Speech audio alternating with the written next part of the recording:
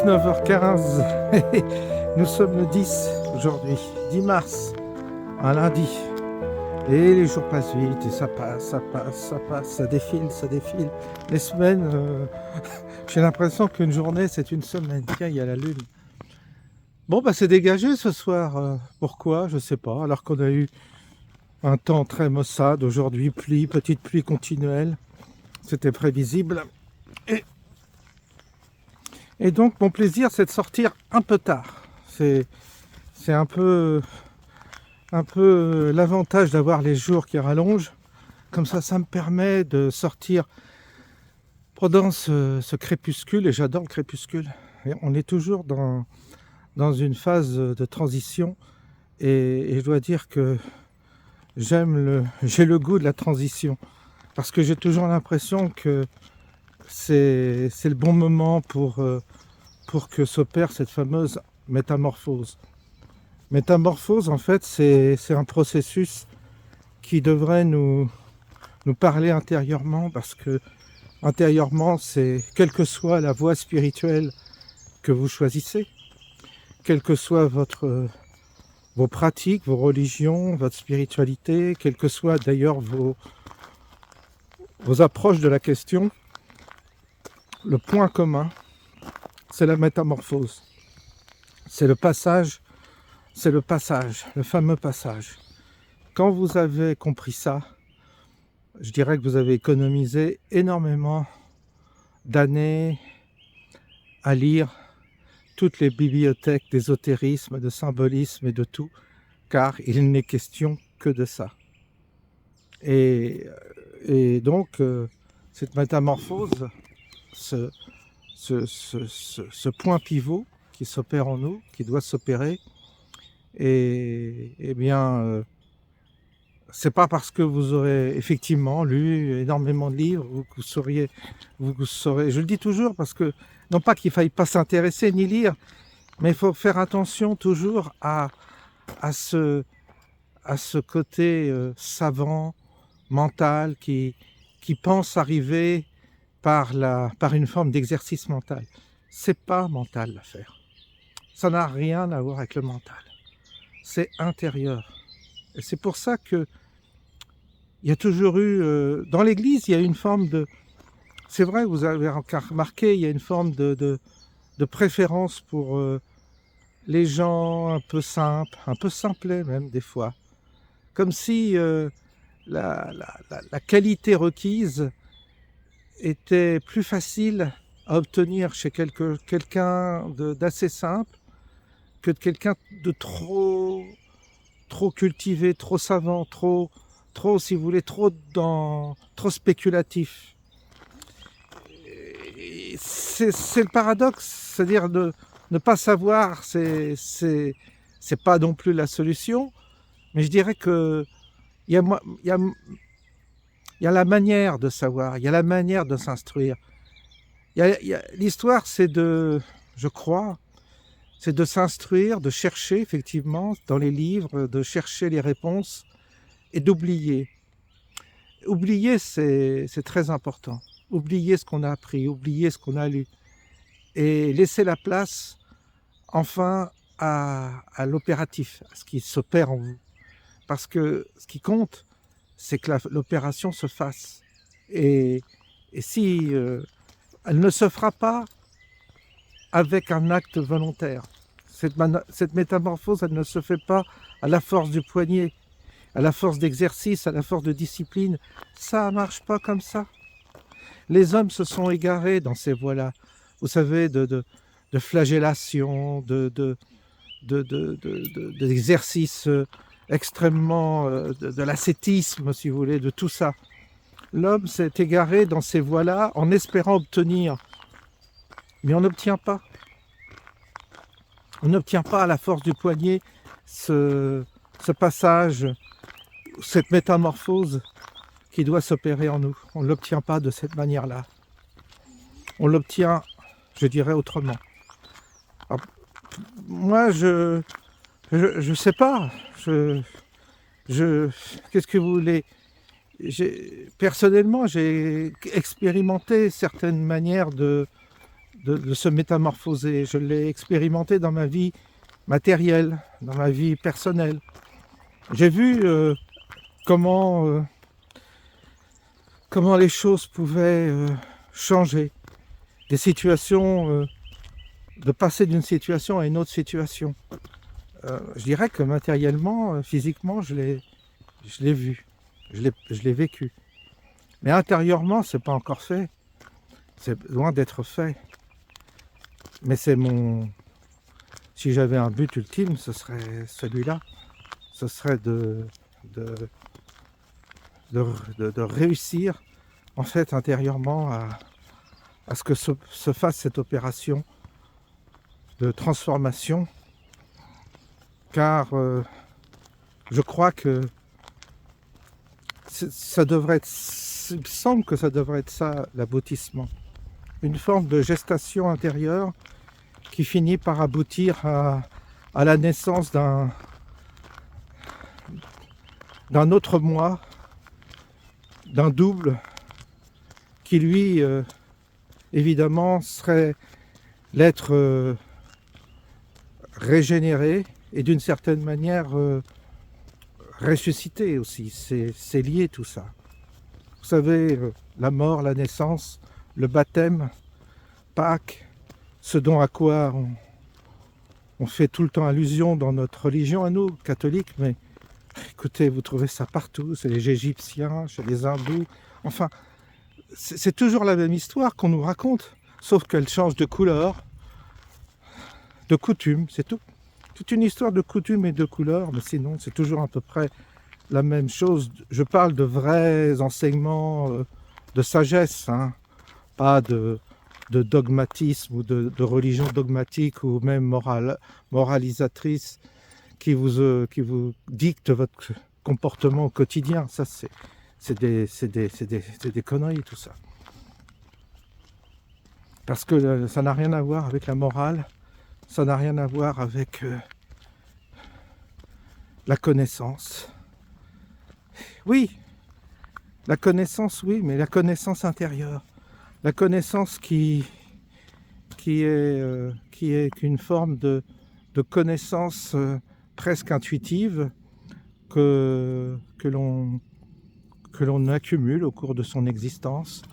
Et cette connaissance, elle se fait peut-être, en partie aussi, elle se fait aussi par les contacts, les livres, les rencontres, certains personnages qui nous ont marqué un temps, des gens qui nous ont ouvert des portes, tout ça c'est vrai. Et puis à travers aussi nos échecs et nos réussites dans cette vie, ce qu'on appellerait échec et réussite, ça ne veut pas dire grand-chose, mais je veux dire par là, à travers les expérimentations que nous avons faites dans le monde matériel, ça aussi, ça aide à comprendre. Vous savez, on ne peut pas trop s'épuiser à vouloir changer la nature humaine. On le voit en politique. Moi, je parle beaucoup de politique en ce moment. J'évoque énormément la question politique, la question de la population, de la conscience de la population, du corps social. Tout ça, ce sont des réalités, mais on ne peut pas fondamentalement changer la nature humaine comme ça, par des paroles, par une parole qui chercherait par une parole de conviction. On n'est pas là pour convaincre. On est là pour sentir les choses. On est là pour les percevoir. Et ça, c'est pas du domaine de l'argumentation. On est dans un autre registre. Et ce registre-là, il est effectivement, il ne nous appartient pas. Il ne dépend pas de nous. Nous sommes, nous, des acteurs ou des facteurs plutôt qui participons à cette prise de conscience, à cet éveil intérieur, à cette métamorphose que nous devons, qui doit se faire comme ça progressivement en nous. Mais qu'est-ce que vous voulez dire sur ça? Pas grand-chose. Les seules choses qu'on peut constater, c'est l'arbre à ses fruits, c'est-à-dire si ça produit des bons fruits, c'est que je dirais peut-être que on n'est pas trop sur le mauvais chemin, mais si ça produit des mauvais fruits, c'est qu'on se trompe de chemin certainement. On pourrait dire les choses comme ça. Vous savez, il y a mille manières d'aborder cette question. Mais c'est vrai que l'homme brut de décoffrage, l'humain, on peut faire un constat très rapide. Non, ça va pas. L'humain, l'espèce humaine, ça va pas du tout. Avec ses guerres, ses conflits et tout ce qui le conduit à une forme de dégénérescence ou de maltraitance de l'autre ou de la nature, ça va pas. C'est pas ça qu'on veut, nous, au fond. Donc, on voit bien que l'homme doit changer, se métamorphoser s'il veut survivre à son espèce et faire évaluer cet état de transition tellement imparfait. Et donc ça passe par effectivement une métamorphose collective, c'est-à-dire que toi tu changes, mais tout le monde autour de toi doit participer à ce changement, à cette métamorphose, pour peut-être qu'on puisse s'éveiller à une autre qualité, à une autre conscience, à une autre manière de peut-être de vivre, de se soigner, de s'alimenter, d'éduquer, d'envisager la société, le monde, l'architecture, la musique, les arts, tout peut être revu sous cet angle-là. C'était un peu l'ambition de la civilisation, mais vous voyez bien qu'à chaque fois, il y a une dégradation, parce qu'il y a cette tentative toujours avortée.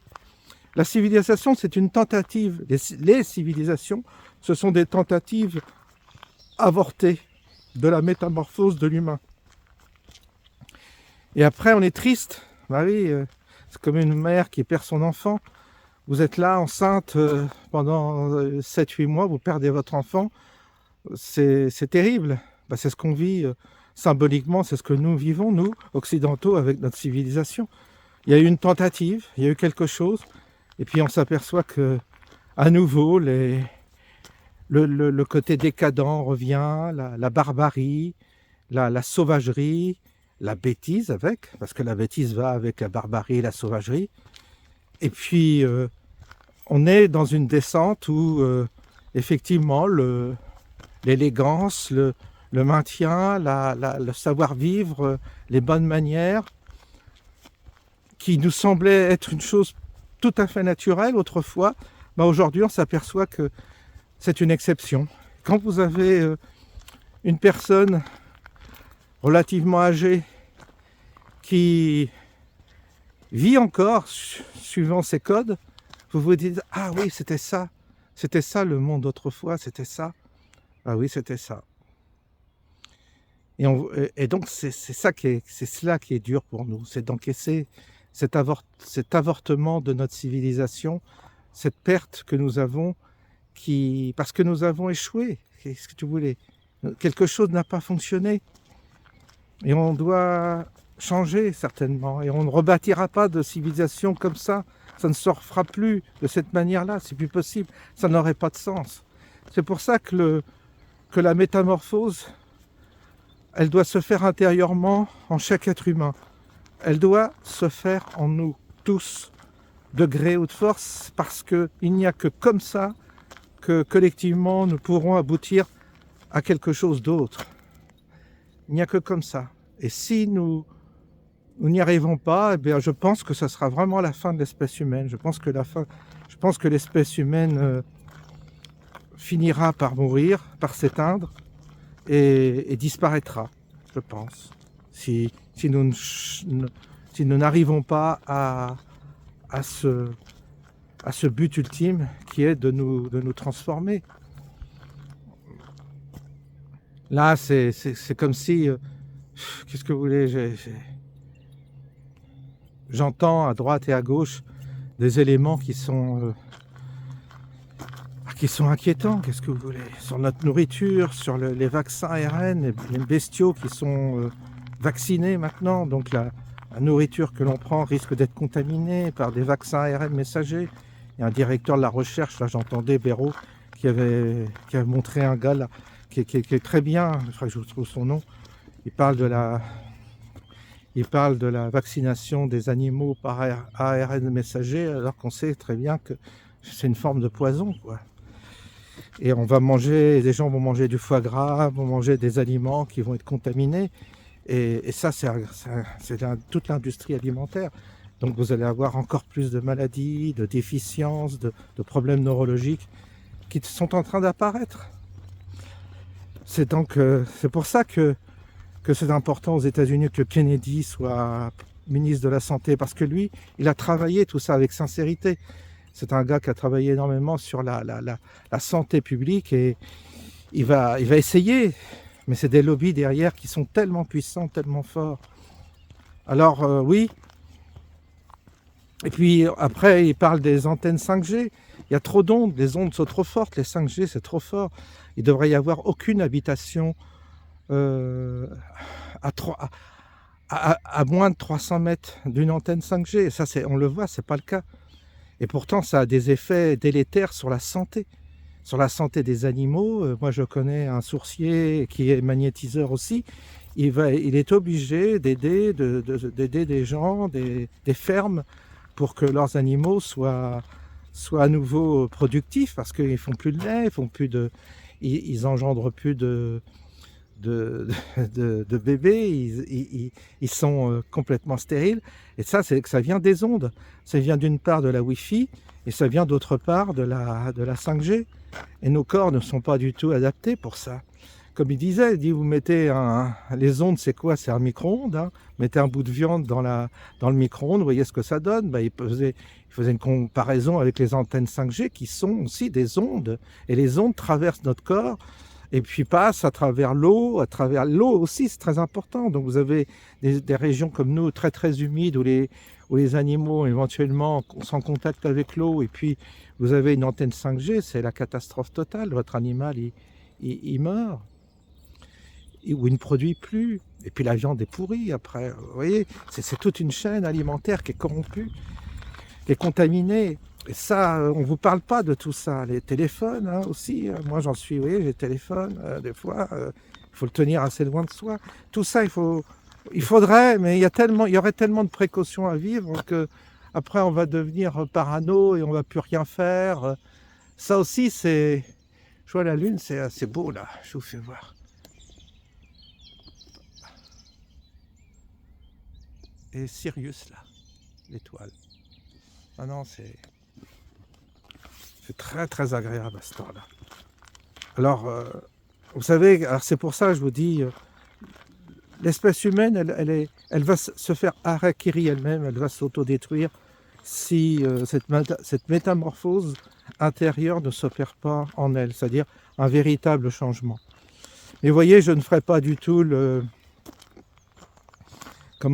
prosélytisme, je ne ferai pas du tout du prosélytisme pour telle ou telle religion ou pour telle voie spirituelle. Ça n'a plus de sens aujourd'hui de faire du prosélytisme. On n'en est plus là. Et ça ne servirait à rien. On en est là au point où aujourd'hui, de toute façon, les églises sont vides. Il n'y a plus de prêtres, il n'y a plus de vie religieuse, sociale, je dirais. Donc, ça ne sert à rien. Donc, du coup, vous avez tous, vous n'avez plus que tous la possibilité de vous transformer vous-même en vous, comme ça. Il faut que ça se fasse. Peu importe si vous n'avez pas la messe, peu importe si vous ne faites pas ceci, vous ne faites pas cela. Moi, je parle de la messe, je parle de cathos, mais il n'y a pas que les cathos qui m'écoutent, il y en a d'autres. Enfin, je dirais, peu importe votre spiritualité.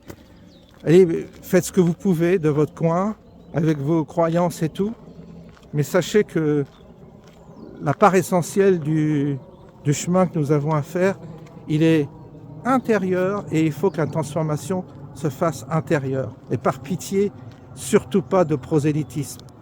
Quand je vois des messages où certains te parlent de Jésus, machin, en faisant du prosélytisme, ça sert à rien. Et en fait, c'est contre-productif parce que si certains pensent que Jésus est la voie par laquelle ils doivent passer, Jésus se manifestera à eux d'une manière ou d'une autre. Et vos paroles de prosélytes, en général, qui sont extrêmement dures, extrêmement dogmatiques et presque dans un registre presque de fanatisme, Au contraire, vous participez à l'éloignement. C'est pas comme ça qu'on gagne des âmes. C'est pas comme ça c'est pas avec des anathèmes et des sentences que vous allez faire, que vous allez changer le monde. Bien au contraire, c'est la voie, c'est la voie de la discrétion, c'est la voie de la, c'est la voie intérieure. Donc c'est la voie qui ne parle pas. C'est celle qui simplement, c'est un songe. C'est une forme de proximité qu'on sent, et puis chacun trouve sa voie. Les gens, vous savez, le monde intérieur, le monde invisible communique avec nous. Il n'y a pas besoin d'en rajouter. Il n'y a pas besoin d'en rajouter. Alors je dis ça parce que parfois je vois certains messages enflammés, Jésus, Marie, il y en a qui m'envoient j'en voyais un, il m'envoie des photos là, je ne sais, des photos de Marie, tout ça. Non, ça sert à rien. C'est pas ça en fait. Là encore, c'est une erreur. C'est bien des fois d'avoir un rappel comme ça, mais discrètement, ne pas imposer. Et puis surtout, il ne faut pas s'exempter de soi-même du travail intérieur qu'on a à faire. De toute façon, on juge l'arbre à ses fruits, et le jour où la métamorphose sera opérée en vous, vous parlerez différemment. D'ailleurs, vous ne parlerez plus de Dieu, vous ne prononcerez plus le nom de Dieu, et vous ne prononcerez plus le nom de je ne sais qui, parce que vous aurez compris intérieurement que c'est pas comme ça que la conversion se fait. C'est pas de cette manière-là. C'est pas en condamnant les gens, en leur disant tu vas en enfer si tu te convertis pas, là tu perds tout le monde là. Et tu les condamnes à aller en enfer en plus quand tu parles comme ça, tu les menaces. C'est pas comme ça qu'on avance. C'est pas avec un fusil ou un pistolet sur la tempe que tu te convertis. Alors ça encore, il faut le dire et le répéter, parce que Dieu sait si j'en ai qui restent dans ce registre de prosélytisme absolument stérile, qui ne sert à rien, qui est contre-productif. Alors, à partir du moment où le changement se fait en vous, eh bien, tout sera changé. Votre monde va changer, vos relations vont changer. Je dirais même le monde matériel dans lequel vous êtes va changer. C'est comme ça que ça fonctionne. C'est comme ça qu'on juge l'arbre à ses fruits. C'est-à-dire on voit que, que quelque chose a bougé en nous, et que ce qui a bougé nous a transformés. C'est comme le pardon, vous savez, le fameux pardon. Le pardon ne peut se faire que justement une fois que la métamorphose est faite. Si tu pardonnes et que la métamorphose en toi n'est pas faite, ton pardon, il vaut rien, il est hypocrite. Il vaut mieux pas chercher même à pardonner. Mais le jour où cette transformation en toi se fait, oui, effectivement, il y a ce qu'on appelle le pardon. Mais pas au sens moral. Là aussi, il y a un malentendu sur le mot pardon. C'est un processus qui n'est pas codé moralement, et c'est un malentendu sur le mot pardon. J'en parle parce que simplement ça fait partie des éléments qui seront que vous observerez en vous quand la métamorphose sera faite. Et vous verrez, quand la métamorphose se fait en nous, on est moins inquiet de la mort.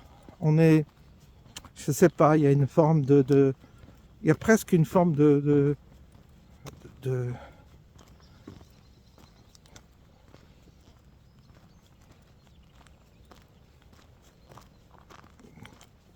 tu enjambes, voilà, je cherche le mot, c'est comme si tu enjambais la mort. Le mot mort n'existe même plus. Tu sais que tout est vie, que la vie continue, que c'est une vie perpétuelle, éternelle, qu'il n'y a pas de mort, que la mort est simplement d'un autre ordre. C'est pour ça qu'il y a énormément de choses qui changent quand la métamorphose s'est faite en nous. Et c'est important de voir et de ne pas perdre de vue cet aspect-là. Donc de passer d'un état à l'autre. Voilà. Eh bien, vous voyez, je reviens. On a bien discuté ce soir. On n'a pas parlé politique, on n'a pas parlé de je ne sais quoi. On a parlé d'un autre... on est sur un autre registre, comme ça m'arrive parfois, parce que on est obligé de prendre de la distance tellement les événements se bousculent et nous perturbent parfois un peu moralement, enfin moralement, oui, nous perturbent et c'est pas bien de se laisser totalement absorbé par tout ça. Bien que j'y participe parce que je relève beaucoup d'éléments. Vous voyez, des fois on a des contradictions. En tous les cas, tous les nouveaux abonnés qui arrivent, et il y en a beaucoup en ce moment, près de 300 par jour, donc c'est quand même énorme. J'étais pas habitué à une telle augmentation aussi rapide d'abonnés. Ils découvriront une autre face de moi, ils découvriront un autre aspect, un autre regard, un autre François peut-être aussi, qui parfois s'exprime. Souvent sur ce chemin, je suis beaucoup plus inspiré sur ce chemin que dans mon bureau, où je suis derrière mon ordinateur et puis je vois des trucs passer et je vous les rebalance. Mais là, on est sur un registre différent. Donc ce sera pour certains une découverte. Et donc sachez que j'essaie, dans la mesure de possible, de lire tous vos messages. Alors je les lis au fur et à mesure, mais c'est vrai que parfois certains, je ne vais pas jusqu'au bout parce qu'il y a du retard, étant donné qu'il y a de plus en plus de messages. Et quand il y en a trop, on ne peut plus tout lire. C'est ça, quand on change de dimension, c'est un peu ça le problème, c'est qu'on est moins interactif avec ses auditeurs, puisque tout seul, c'est dur de gérer tout, de lire tout. Puis on ne peut pas toujours passer son temps sur le téléphone et à lire tous les messages. Bien que c'est un peu ce que je fais, mais bon, on peut pas. Oui, mais là, ça va pas non plus. En tous les cas, bienvenue à tous ceux qui me rejoignent. Vous voyez, ça y est, c'est la pénombre là. Je vous souhaite une bonne soirée et puis on se dit à bientôt, à la prochaine.